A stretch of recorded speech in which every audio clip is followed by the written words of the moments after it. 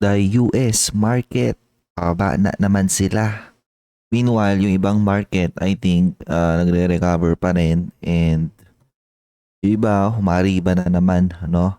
Actually, earning season nila ngayon doon. And I think, madaming company very hesitant magbigay ng kanilang, guidance, no? For their next quarterly report. Actually, yung nahirapan din silang mag-predict. Kasi, pabago-bago ba naman isip ni, President Donald Trump eh. And then recently, yung Federal Reserve Chairman, Jerome Powell, nagsalita siya on a recent event and sabi niya, di raw maganda yung outlook ng American economy. Kaya nga very hesitant din sila ngayon doon na mag-cut ng interest rate.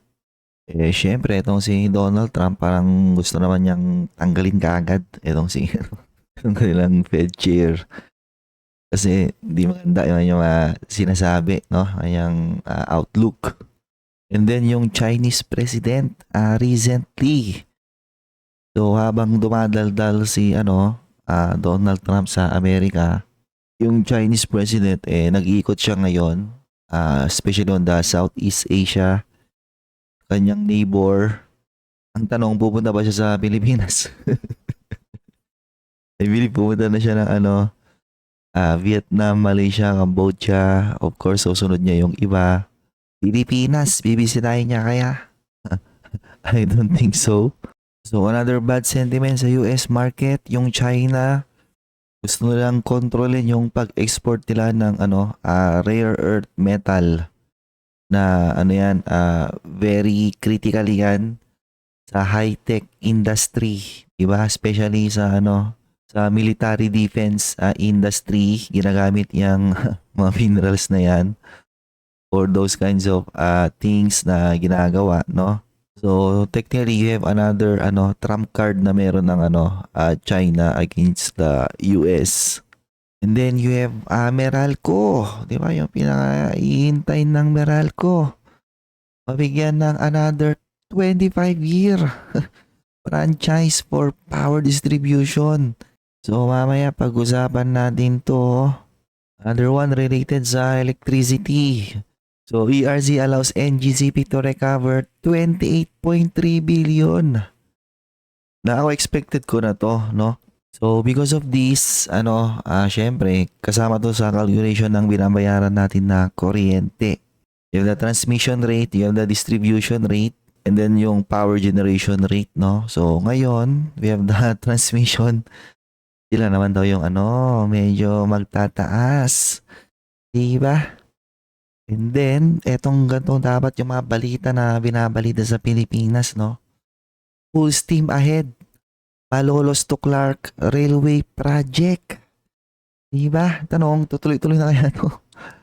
Ang alam ko, karamihan sa big ticket project na tenga eh. Ito bago, okay. Ang tanong, mag-proceed kaya to? Or ba naman, ubus na ito budget eh. Budget pa Pilipinas. And lastly, you have the recent trust and approval rating ni Pangulong BBM and sobrang baba. Ayun, no? Kita yun. Approval niya is based on March, no? Approval 25, disapproval 53. So, yung kanyang trajectory, unti-unti, malapit na niyang i-beat si Gloria Macapagal, no?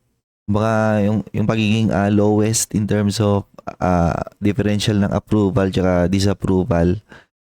Partida si Arroyo, na pa yun dati? Na-impeach. Pero si President BBM hindi pa daw na-impeach pero pababa yung kanyang approval rating. So now, doon na tayo sa market update muna. So you have the US market, pababa na naman. So as you can see here, balik correction territory yung year to date ng US market. Meanwhile, you have the international, 'di ba? Umariba. And maski emerging market nasa green na. So you can see here nagro-rotate na naman ang equities market, 'di ba? They're selling out the US market and they're rotating into international stocks. Then you have the Southeast Asia. Tinatry niya pa ring mag-rebound pero ando pa rin yung threat ng Donald Trump tariff. Because of that, doon pa rin yung malaki niyang bad sentiment. So PSEI, nahirapan ding mag-recover. Pero at least medyo improving na, okay? Meanwhile, yung aking personal dividend retirement portfolio still continuously recovering. Positive na ako sa month ng April. And may mapaparting pa akong dividends towards the end of last week lang April. So mag-contribute pa yon sa aking upside. So one reason bakit di ngayon maganda ang sentiment sa US kasi nagsalita yung kanilang Federal Reserve Chairman on a certain event and sinabi niya merong pangit na outlook ang US, especially itong nangyari ngayon na tariff war na sinimulan nila kasi yan inflationary yun, di ba yun nga yung problema ngayon ng madaming bansa or nanggaling dyan yung madaming problema ng madaming bansa recently na tinatry labanan ang pagtaas ng inflation. So madaming bansa tulad ng Pilipinas, nakikita na yung inflation recently pababa na ng pababa. Kaya nagbababa tayo ng interest rate.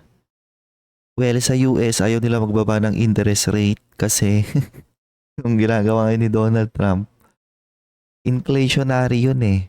Kaya eto ngayon, yung kanilang Federal Reserve hesitant magbaba ng interest rate. Sinasabi ni Donald Trump, lagi daw lagi daw kulelat.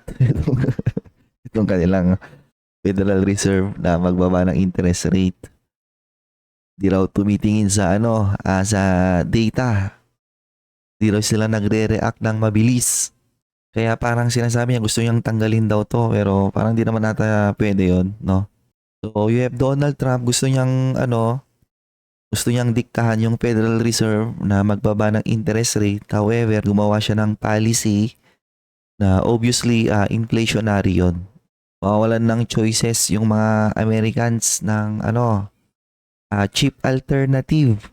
Madami na nga akong sa social media yung mga mga nagba-buy and sell sa Amazon, no?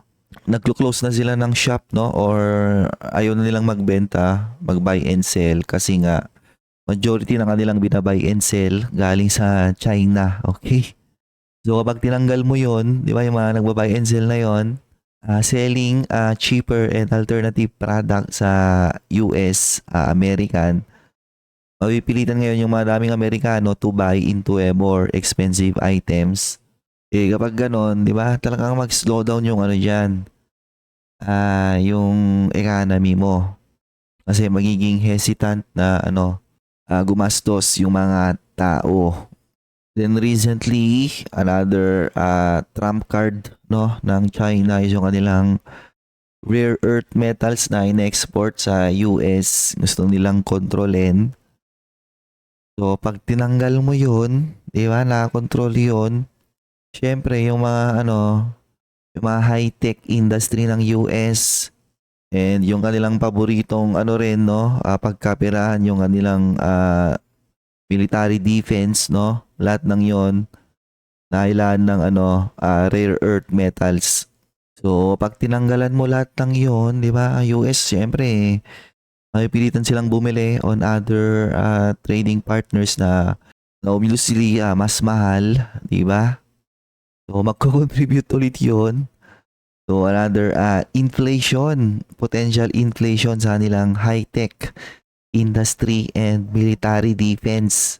Isang bagay na or isang industry na ine-enjoy na pagkapirahan ng US in previous years kasi nga more on sila more on service and processing industry na sila Nag-import sila ng cheap materials, cheap raw materials and pina-process nila hanggang sa maging siya high-tech ganon and then sa kanila ibebenta ng mahal. So, unti-unting nalalaman tuloy ng madaming ano ngayon, economists and analysts dito sa ginawang trade war ng US. Nakikita nila na ano, sobrang dami ng bala ng ano, China, no, versus the US. Na okay lang sa China kahit hindi na sila may pag-trade sa US. Parehas magsasuffer yung dalawang bansa pero mas malaki yung ano, isa-suffer ng US economy. And then, sa pang ginagawa ng China ngayon is gumagawa siya ng ano, trade alliance. Ini-strengthen niya yung kanyang trading alliances, kanyang trading partners. And sinisimulan niya ngayon sa Southeast Asia. Okay. Ang tanong, pupunta ba siya sa Pilipinas?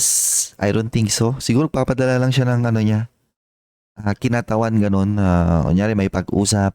Pero yung mismong presidente pupunta sa Pilipinas, I doubt that kasi away ng Pilipinas ngayon ang China in terms of geopolitics, especially sa bandang ano, South China Sea, no? So ang Pilipinas, no, kahit may pagmatigasan yan, di ba, sa mga news headline, ganon, wala namang choice yan kundi may pag-trade sa China kasi for the previous years, mas nagipag-trade talagang ano, Pilipinas sa China. Majority ng ating import tsaka export, puro China. Kaya ang China, kung gusto nilang turuan ng leksyon ng Pilipinas, di nila kailangan gumawa ng armed conflict, di ba? Di nila kailangan magpadala ng spy dito, ganon. Di nila kailangan gumawa ng gera-gera or gerahin ng Pilipinas. Ang kailangan lang nila, trade sanction. Pag trade sanction nilang Pilipinas, that's it. The Philippines is done in a few months. Kakaroon tayo ng mataas na inflation and internally madaming tao yung ano, magalit. Kukos yun ng ano, disruption sa ating internal economy na potentially mag-cause ng madaming ano dyan, rally-rally, okay? Kasi nga, mababad trip yung mga tao. Eventually, mararamdaman nila bakit wala lang silang nabibiling mura. Diba? Kasi lahat ng murang nabibili nyo, sa mga dahilan niyan is China. Okay? Then you have Meralco, nabigyan ng ano, 25-year franchise ulit. So if you take a look at Meralco for the previous 25 years, grabing return yung naibigay niyan sa shareholder. So from year 2000, fast forward today, grabe ano, 1,100%. Siyempre may mga dividends pa yan. So talagang maperang ano, Meralco, no? Or I should say profitable sila na business. Especially ngayon, no, nagda-diversify na sila into ano, into power generation segment na eventually I think yung kanilang power generation, yung kanilang magiging ano, majority growth driver. Kasi yung distribution, di ba? Ano lang yan eh. Franchise mo lang yan sa ano eh, pag-distribute ng electric sa Manila, no? So eventually sasagad ka dyan. Pero pag power generation, no? Pirang bumuo ng mga planta dyan para umangat yung ano, capacity mo to generate power. Therefore, more profit, ganon. So, madaming galit kay Meralco. Every time na may ano, tumatas yung kuryente, siya lagi yung sinisisi. Kasi syempre, siya yung nagpro-provide ng bill, siya lang lagi yung nakikita. Pero, madaming ano kasi yan, madaming elements ng nagpapatas ng kuryente, no? Ngayon, kung nakikita mo sana na dati pa na si Meralco, sobrang gahaman, ganon, kunyari, yun yung nasa isip mo, sobrang mapera, or malas magpapera, edi dapat nag-invest ka na noon pa no? So kung nag-invest ka noon pa with dividends na tatanggap mo plus capital appreciation, sobrang laki na dapat nung gains mo dito, diba? And siguro bawing-bawi mo na yung mga ano, kung hindi man lahat, nabawi mo na yung halos lahat ng electricity bills mo, diba? So after 25 years ulit ni Meralco, so 2050 pa, no? Mga bandang dito pa. I think maging ibang-iba na yung ano, structure niyan, no? So after 25 years, I think maging ano na yan, more on power generation company na yan.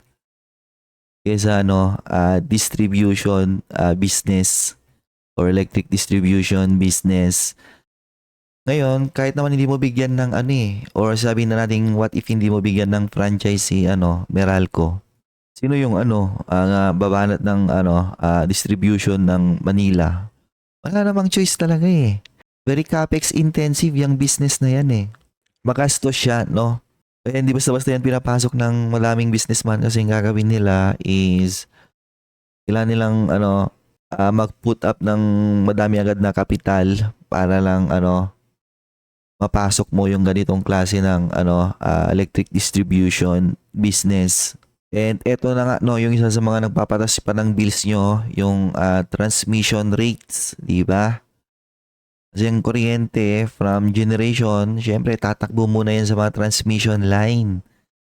Yung mga transmission line, syempre may kanya-kanyang singilan din dyan. Na eto na nga so mag-start na silang maningil.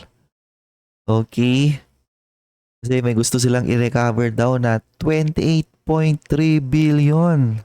Very timely yung di ba? Yung pag-recover nila ng ganitong rate. Kasi nga, tulad ng sinabi ko, may videos dati last year, pinasok na siya ni Maharlika Fund eh. Di ba? Nag-invest na si Maharlika Fund sa SGP. Kung saan SGP, majority ng kanyang growth driver is related kay NGCP. Siyempre, ayaw mo namang malugi yung Maharlika Investment Fund na yan. Kaya nga eventually, sinabi ko noon, yung gobyerno eventually susuportahan nila yung NGCP na yan in any way they can para ma-drive yung kanyang growth. Eto na nga So this one is additional growth for NGCP until hanggang sa ma-recover nila in total itong 28.3 billion na yan. Ang susunod nito is yung tinatawag na maximum allowed revenue.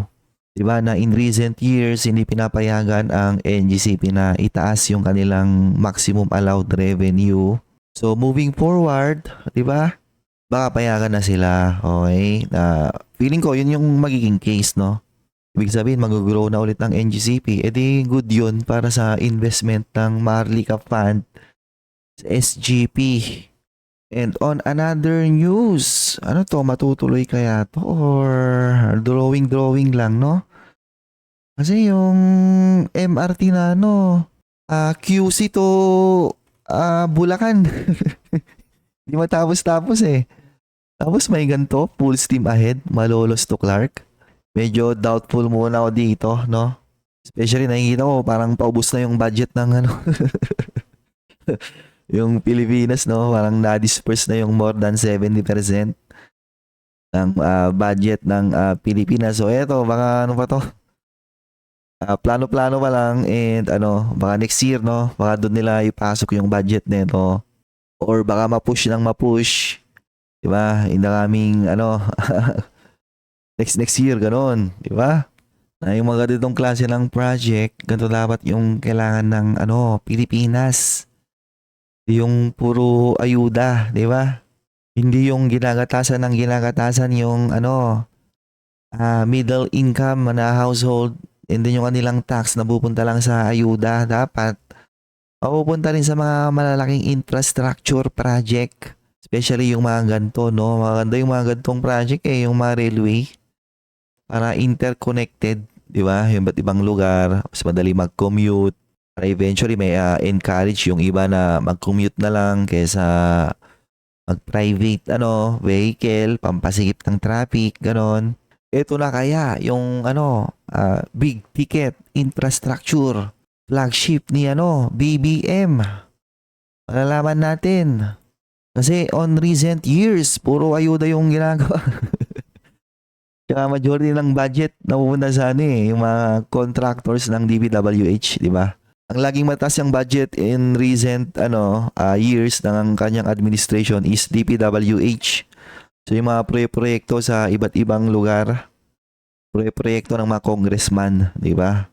So naglabas ng trust and approval rating recently ang Pulse Asia. Grabe So approval 25, disapproval 53. So that's negative 28%. So palala ng palala yung rating ni President BBM. And if tama yung hula ko o yung aking assumption na pipitik yung debt to GDP ng Pilipinas this year to more than 65% debt to GDP or closer to 70% debt to GDP, etong rating niya na to, mas bubulusok pa to pababa.